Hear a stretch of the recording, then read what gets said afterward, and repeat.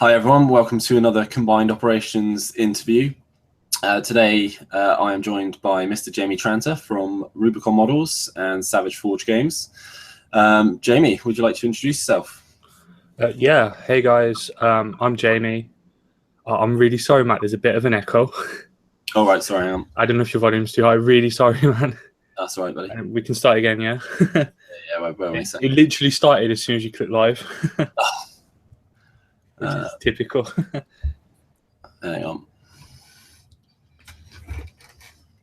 We can edit this, it's fine. How's that? Hello? Yeah, that's gone. Okay, cool. I'll mute myself when you're talking anyway. Right, start again. Okay, cool. So, hi everyone, this is Matt from Combined Operations. We're here for another interview, and today we're joined by Mr. Jamie Tranter from Rubicon Models and Savage Forge Games. Jamie, would you like to introduce yourself? Yeah, hey guys, I'm Jamie. I'm the community rep at Rubicon Models. Some of you have probably already spoken to me on the internet, and I'm also the rules developer at Savage Forge Games. Okay, yes, I've met Jamie a couple of times at events, and lovely chap. We're definitely going to speak to him if you get a chance to. So, Jamie, we're just going to start a couple of sort of common questions, probably you get them. But what sort of started you off in this hobby? It's got to be Games Workshop. It's so cliche to say, everyone says it, but I started off painting high owls for Warhammer Fantasy. And then as I've got older, I think as you get older, everyone kind of starts looking at historical gaming. Seems to be the case, especially nowadays with such an abundance of different companies out there, including Rubicon Models. Yeah, I mean, that's definitely how I started as well. And in the last couple of years, sort of faded away from the sort of sci-fi and fantasy and got into historical myself. So obviously you've got your main role is with Rubicon at the moment. How did that start, and how did that come about? Well, I was really lucky. I've been involved in Bolt Action since the very release. So when Bolt Action came out, I used to do YouTube videos and stuff, and I was pursuing a job within the hobby for probably 3 or 4 years, sending CVs out, applying for jobs left, right, and center. And one day I saw Rubicon Models on Facebook. I really liked what they was doing. I really liked, at the time, they just released the T-34 and the Panzer III.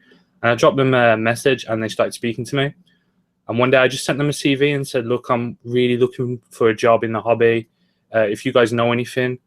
And I was really lucky because at the time they were after someone to help promote their miniatures online, which is basically what I wanted to do. It was like my dream job to do painting guides and tutorials and speak to people about the hobby that we love. And Edwin was kind enough to say, we'll give you a trial. And that was 16, 17 months ago, and I'm still here. So I think I passed the trial. Yeah, I'd hope after that length of time that you're not on trial anymore. Yeah, fingers crossed. But after this interview, you never know. So obviously, you jumped to one of the questions from one of our listeners, actually. So you do a lot of panels for them, and obviously you've got a lot of videos out there that look awesome. One of the questions we had was, what was the worst mistake you've made when painting something, and how did you fix it?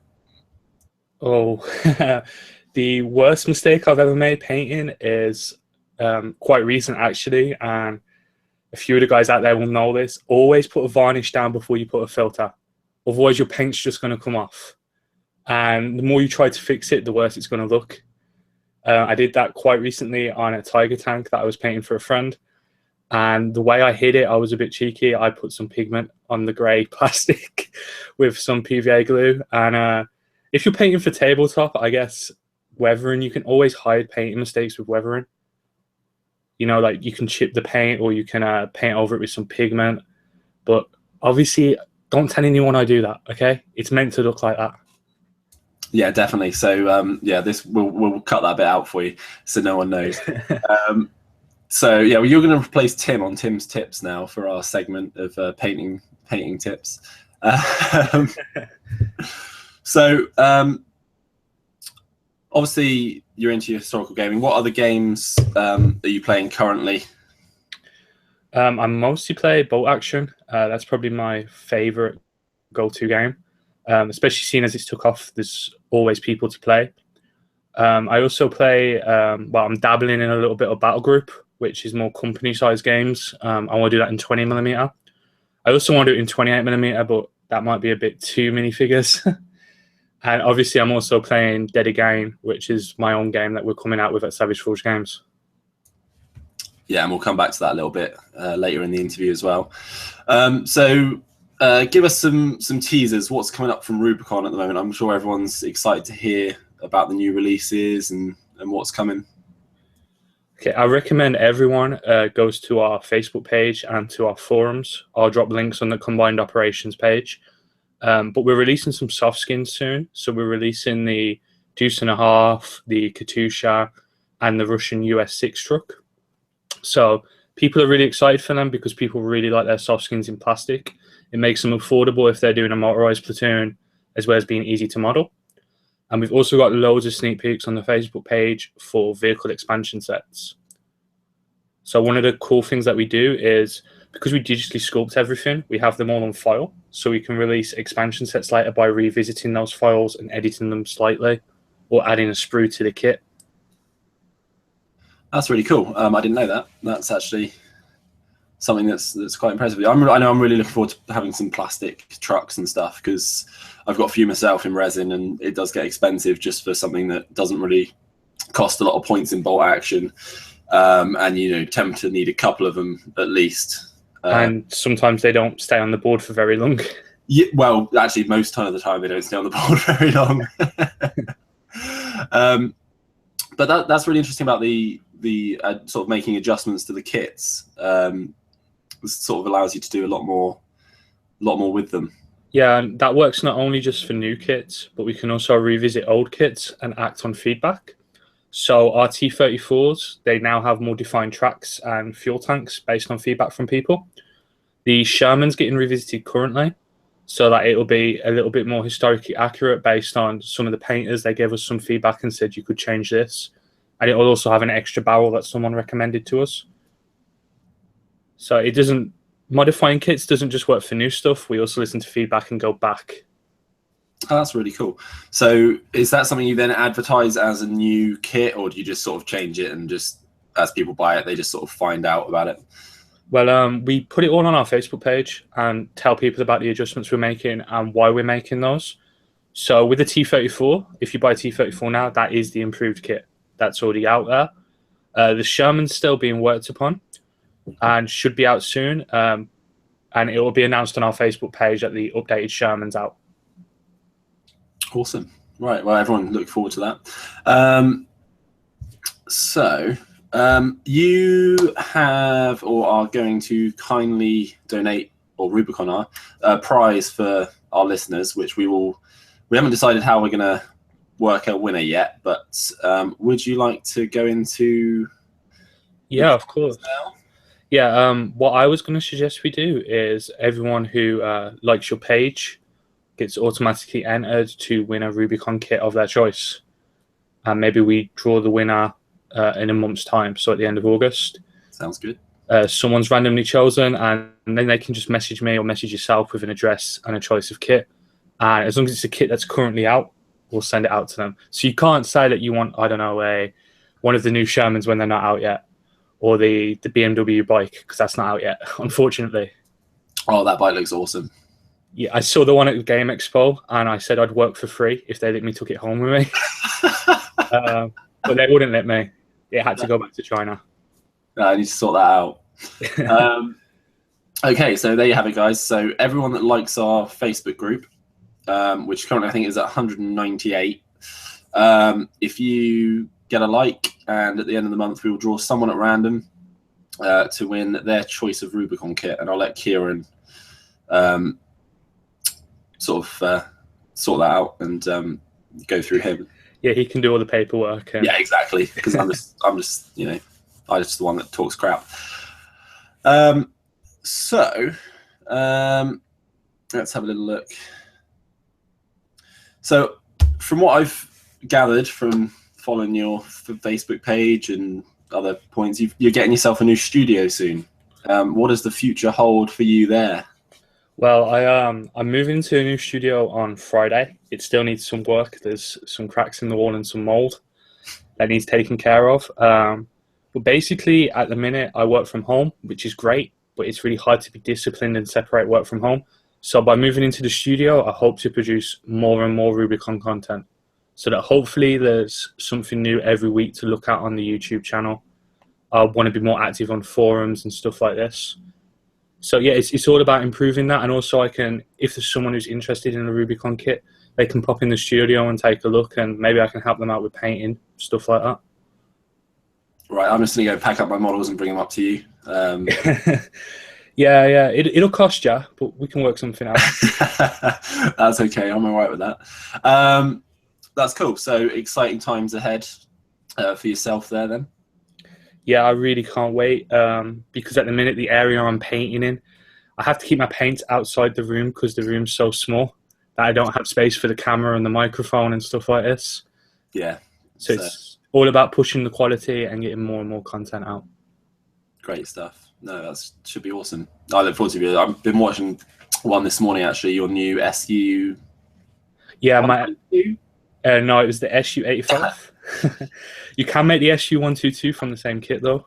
But I went for the SU-85 because I have a thing for tank destroyers. They're pretty useless in game. Yeah. They do look pretty cool. And I released the painting video about an hour ago. I had a lot of fun on this one. I'm really proud of it. Yeah, I didn't get a chance to watch all of it before we started, but I did start watching it. Tank destroyers are pretty useless in game, but I'm fond of the Stug. I know I play British, but I just like the Stug. I don't know. At least the Stug has that MG on top. The SU-85 literally just has a heavy anti-tank gun, and that's it. So if you miss with that shot, you've wasted. I think it's 230 points for a regular, which is quite a lot in my view, when I think 4 points more gets you a Sherman. Yeah, the tank points never seem to quite balance out in the game, really. But yeah, we'll see what version 2 holds. They've already said they're not changing the points values, but might make it a bit more. There might be some special rules for tank destroyers. We'll see. I'm excited for version 2. Really excited. Yeah, definitely. Obviously off subject of yourself here, but there's some good changes on the horizon from what I've seen. So yeah, definitely. And you're going to be at, I believe, at the UK gathering, which Kieran's hosting in October. Is that right? Yeah, I'm going to be there. Hopefully I'll be playing. Kieran really kindly offered to lend me an army because I don't have an early war army prepared. And I believe we arranged that I'll be doing some sort of giveaway there as well and giving some prizes out to the guys taking part. Fantastic. Which is one of the coolest parts about this job, is going to events and meeting people. Like I met yourself at the last UK game gathering, and the tabletop battle guys. Obviously, it was great to meet them. They're some real characters. Yes, they are. And at the UK Game Expo recently, I met loads of guys who are really passionate about the Rubicon models kits and World War II in general, and that was great. And yeah, it's really exciting. Yeah, I've worked at a few events helping out different people before as well, and events are definitely one of my favorite things to do, especially working them, just because you get so much sort of feedback, and it's just awesome meeting loads of people. Yeah, definitely. Especially I went to Antwerp last year, and we're going to Antwerp again this year, and sometimes you'll meet people that you've spoken to on the internet, and when you meet them in real life, it's really nice to see them, if you know what I mean. Yeah, no, I 100% know exactly what you mean. I've done a couple of events with my friend who runs a board game company, and also I've helped out Warlord before at event. Okay, cool. Yeah, it's great meeting guys from other companies as well. Like I always like seeing the Warlord guys and trying to squeeze some information out of them about what infantry's coming. And they like to come over, obviously, and check out our kits and stuff. It's really nice to be able to share ideas. And yeah, definitely. I mean, I've met a lot of people, especially in this last year, from different companies, and it's I guess it's not surprising, but there seems to be not a huge amount of competition. It tends to be sort of like mutual sort of respect and how they deal with each other. Someone once described it to me like a gentleman's agreement. Yeah, that's what I was Yeah, trying to get actually. which is a nice way of looking at it, I guess. And there's some great companies out there. We work with Here 46 a lot. Like when we go to Antwerp and Here Oh yeah. 46, we met Amo of Mig Jimenez through them. So you can make more links and more links, and then Amo of Mig Jimenez, the guy, he's always telling me you need to paint like this, you need to paint like this, because he's a pro. So sometimes it's good, sometimes it's a bit annoying. Yeah, well, you always get that. So let's move away slightly from the historical stuff now, and Okay. let's have a chat about Savage Forge. Okay. So I've seen some models. I have had a glance at the rules because I believe it's in alpha or beta. Yeah, it's in public alpha currently. Go ahead and describe the game and your work with it. Okay, well, Savage Forge Minis is an established company for about 5 years now. I've been friends with Dennis, who is the founder, for 4 years, maybe 5. It's been a long time. And I kept bugging him to make a game with his apocalyptic figures. And about 18 months ago, he finally caved in. And I went over to Berlin and we started brainstorming the game Dead Again. Now, Dead Again is a 38mm skirmish game for battles within the post-APOC universe that we're writing. So we're going to have artwork and stories. It uses a couple of different types of dice and some cards to do critical injuries. You can loot on the table. There's going to be a campaign system, so your guys will get better or they'll get worse. Like if you lose an eye in a game, you don't magically regrow it for the second game. Stuff like this. The figures are all sculpted by Dennis Sanosko, who is an award-winning sculptor, multiple award-winning. He hates when I say that, but you've got to brag about it. And we're aiming for it to be released on Kickstarter next year, but currently the figures are available on pre-release. And there's also going to be a full range of MDF terrain from our friends Dark Ops. Yeah, I have to admit, I've had a good browse through the miniatures because 38mm obviously is, you tend to get 28 and 32. I don't think I've ever seen a game in 38mm. Well, the reason for 38mm is when you actually look at a lot of games that advertise as 32mm, if you actually measure their figures, they're actually 38 or 35. Because there is scale creep. Like 28mm is no longer really 28mm. You have what people call heroic or action 28mm. Yeah. But we decided to go for the higher end of the 32mm scale with the 38mm figures. Because it's set in a modern universe, it allows you to use 143 and 148 die-cast cars, 148 model kits for like Abrahams or Humvees. If you want to put a deserted Humvee on your table, it opens up the whole world of scale modeling kits to be combined with the game. That's great. So it shows there's a fair bit of thought gone into just the scale, then deciding on what helping out gamers with what they can use on the table in terms of terrain and yeah, definitely. Like one of our friends, he's made a really cool. He's used I think it's O gauge train. He's making a train for his board. Nice. Which is a really cool idea that I wish I had first. just steal it. Put some photos on the website. Be like, yeah, look what I did. Yeah, it's my game. And yeah, and also the fact that it's a skirmish and you're only using, I'd say, between 3 and 10 figures per side in a game means that the larger scale makes them seem more heroic and they kind of matter more to you because you can put more personality into each figure. So like each figure is a character in his own right with his own special rules, his own storyline, his own pieces of artwork, and their interactions with other characters on the board would be completely different depending on what they're good at. Yeah, I'm definitely the scale. Going back to scale, I mean, for me, I'm not a great painter. I wouldn't even say I was a good painter, but having the larger scale, I think I'm tempted to give it a go just to see how if it makes them easier to sort of pick out the detail and make them look a bit better. Yeah, definitely. I think that's quite a good point. They are quite, I wouldn't say easy to paint, but because it depends on how much time you want to put them into them. But because of the larger scale, I enjoy painting them. They're really fun. No, and they've got a lot of character on the models as well. Definitely something.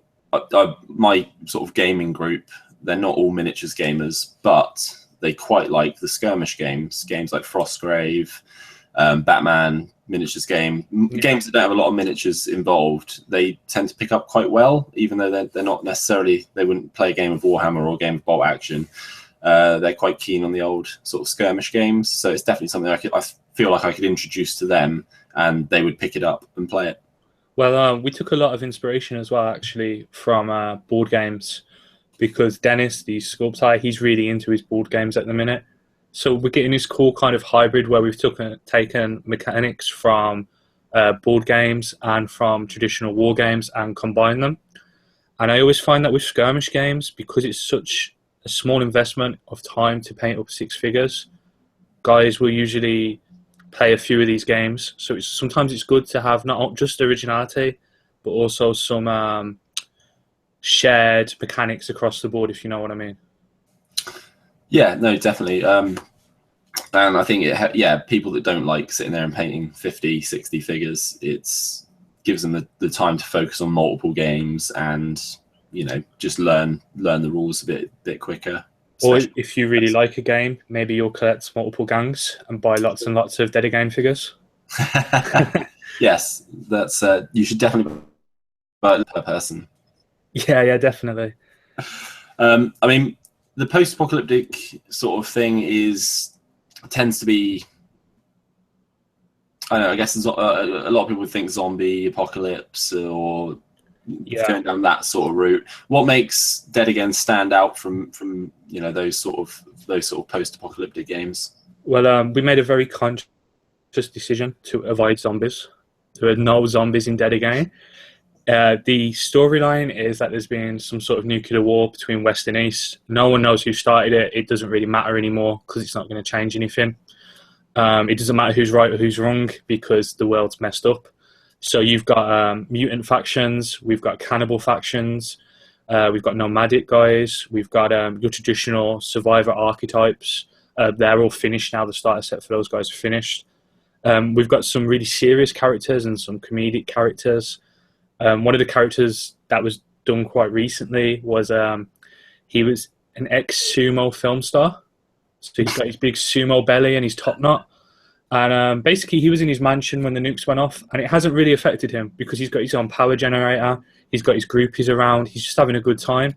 And he's still doing what he did before. He's just going around kicking ass and chasing tail. Love it.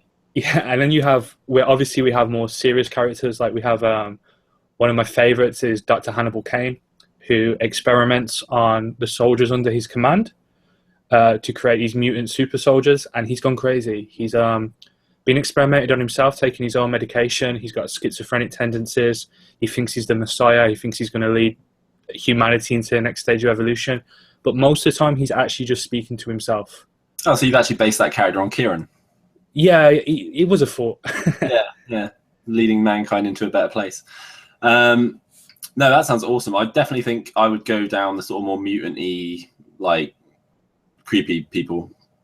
Yeah, definitely. I mean, there's going to be 2 main mutant factions. So you've got Dr. Cain and his experiments. Now, their mutations are all very, they fit a purpose. They're designed to be mutated. And then there's going to be a mutant bandit gang who their mutations aren't exactly helpful. They might have an extra arm that they can't actually use. It's just grown out of them. Or they're covered in a pus and they've got an extra leg or stuff like this. Or 2 guys have joined together and they're arguing over what they should do, the 2 heads, because their mutations were accidental. I think I'd good as being completely useless is pretty much what I do. So yeah, that appeals a lot. So yeah, I've seen the figure. Everyone should go and have a little look at the figures and the rules as well while they're still available to download free, which is www.savageforgeminis.com.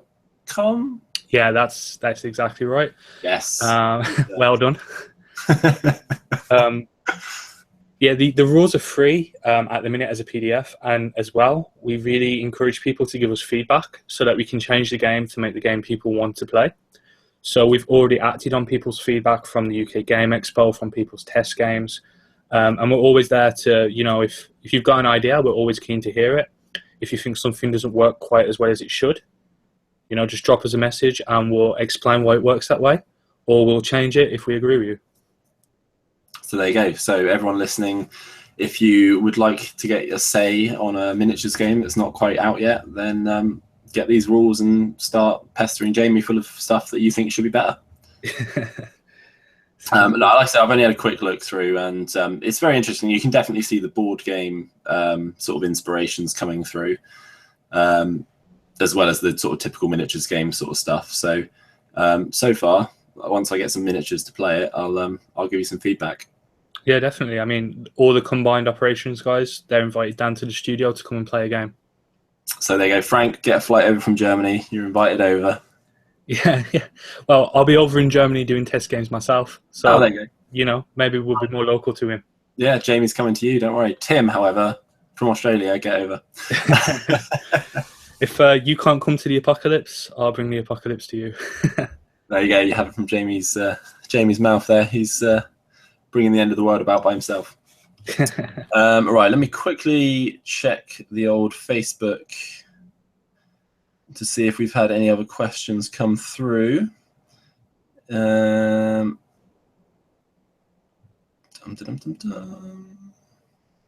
Editing out the gaps.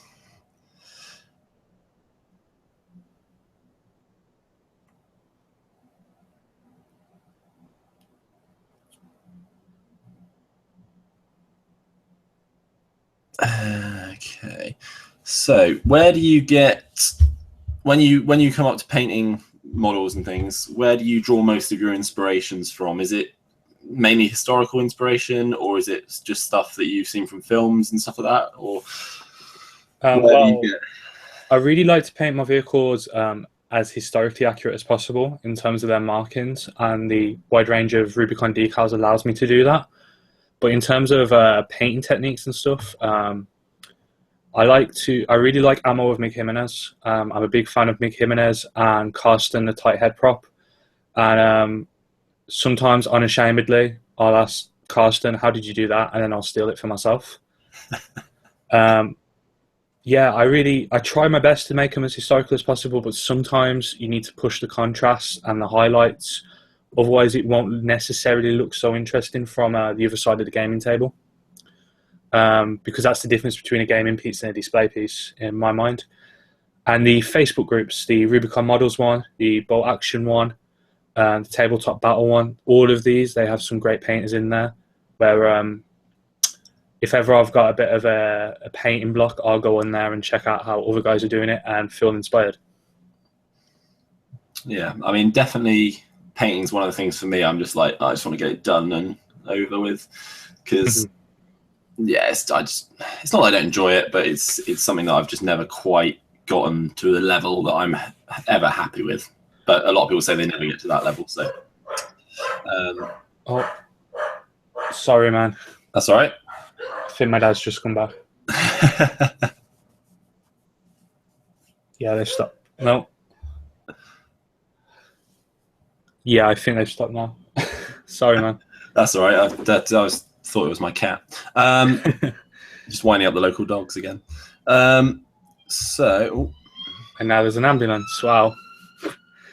We're all good. We're all good.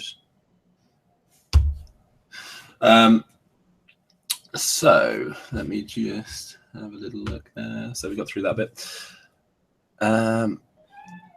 Ask him if he can have any more. Sorry, Kieran's question. Okay, Kieran's question. Matt, ask him if he could have any model done by Rubicon or Savage Forge, what would it be?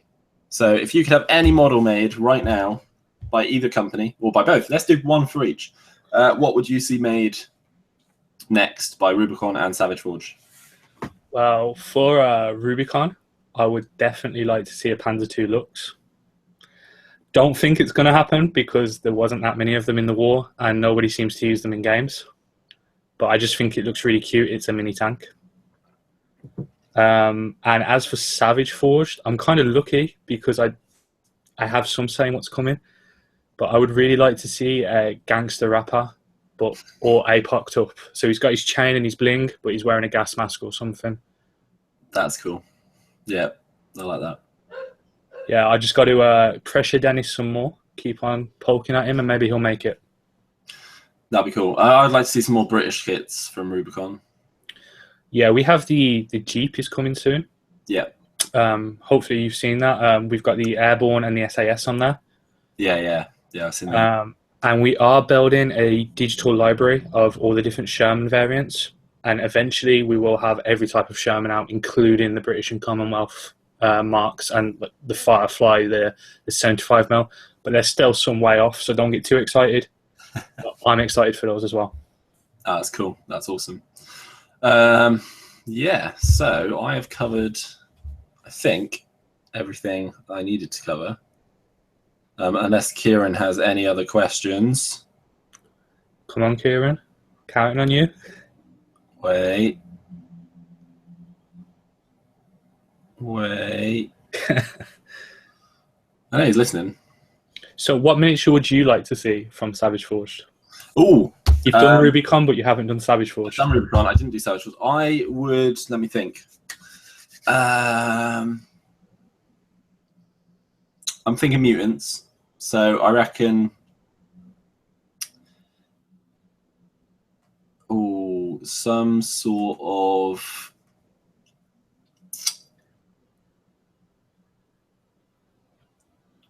almost like a mutant, like two guys fused together. So you've got like a guy on someone's back. Well, keep your eyes out, because a lot of our models are based off people we know. And the guys who make our terrain, it's a double act, it's Pairs and Smudge. And we've had a similar idea of somehow merging them together into a single mutant. So awesome. Great minds think alike. Yeah, exactly. So I just like the weird, grotesque, sort of like creepy mutant characters. So Kieran has, I don't think Kieran's got anything left to ask. Okay, awesome. So on that, it's been it's a good half an hour, so that's good. That'll cut nicely into our interview section of our next podcast. So listen out for this interview.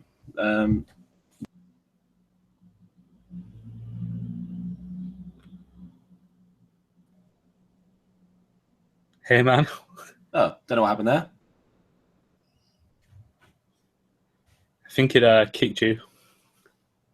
Okay, well, we're still live. That's good. And we come to the end anyway. So thanks for Jamie for coming on and chatting to us about his dual roles that he currently does, and we look forward to seeing more and hearing more from him in all the relevant Facebook groups, and he's very active there, so look out for him. Yeah, thanks for having me. Thanks for taking this time to talk about Rubicon and Savage Forged. No, it's been great. Thanks for online. And obviously we've got the prize draw, so we will have a winner to announce towards the end of the month. We'll set a date on that, so look out on the Facebook page for that. So thanks again, Jamie, and we'll speak to you soon. Thanks. See ya.